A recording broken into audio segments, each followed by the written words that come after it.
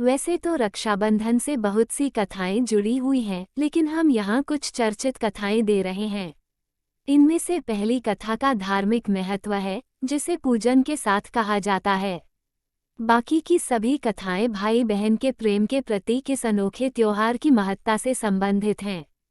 रक्षाबंधन कथा एक बार युधिष्ठिर ने भगवान कृष्ण से पूछा, हे अच्युत, मुझे रक्षाबंधन की वो कथा सुनाइए जिससे मनुष्यों की प्रेतबाधा तथा दुख दूर होता है। भगवान कृष्ण ने कहा, हे पांडव श्रेष्ठ, एक बार दैत्यों तथा सुरों में युद्ध छिड़ गया और यह युद्ध लगातार 12 वर्षों तक चलता रहा। असुरों ने देवताओं को पराजित करके उनके प्रतिनिधि इंद्र को भी पराजित कर दिया। ऐसी दशा में देवताओं सहित इंद्र अमरावती चले गए। उधर विजेता दैत्यराज ने तीनों लोकों को अपने वश में कर लिया। उसने राजपद से घोषित कर दिया कि इंद्रदेव सभा में न आए तथा देवता व मनुष्य यज्ञ कर्म न करें। सभी लोग मेरी पूजा करें। दैत्यराज की इस आज्ञा से यज्ञ, वेद, पठन पाठन तथा उत्सव आदि समाप्त हो गए। धर्म के नाश से देवताओं का बल घटने लगा। ये देख इंद्र अपने गुरु बृहस्पति के पास गए तथा उनके चरणों में गिरकर निवेदन करने लगे, गुरुवर, ऐसी दशा में परिस्थितियां कहती हैं कि मुझे यहीं प्राण देने होंगे। न तो मैं भाग ही सकता हूँ और न ही युद्धभूमि में टिक सकता हूँ। कोई उपाय बताइए। बृहस्पति ने इंद्र की वेदना सुनकर उसे रक्षा विधान करने को कहा। श्रावण पूर्णिमा को प्रातःकाल निम्न मंत्र से रक्षा विधान संपन्न किया गया। यन बधो बलिराजा दानवेंद्रो महाबलः तेन त्वाम्भिवदनामि रक्षे माचलः।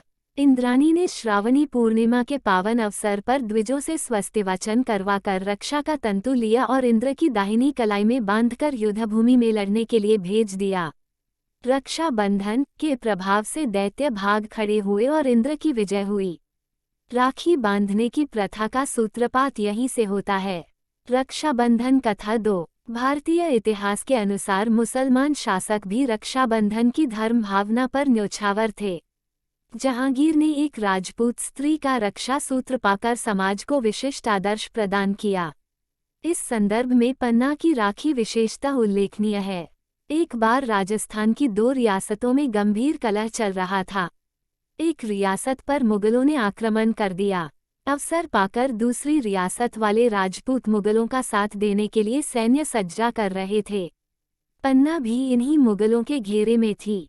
उसने दूसरी रियासत के शासक को, जो मुगलों की सहायतार्थ जा रहा था, राखी भेजी। राखी पाते ही उसने उल्टे मुगलों पर आक्रमण कर दिया। मुगल पराजित हुए। इस तरह रक्षाबंधन के कच्चे धागे ने दोनों रियासतों के शासकों को पक्की मैत्री के सूत्र में बांध दिया।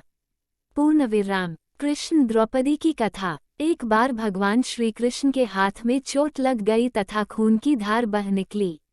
ये सब द्रौपदी से नहीं देखा गया और उसने तत्काल अपनी साड़ी का पल्लू फाड़कर श्री कृष्ण के हाथ में बांध दिया। फलस्वरूप खून बहना बंद हो गया।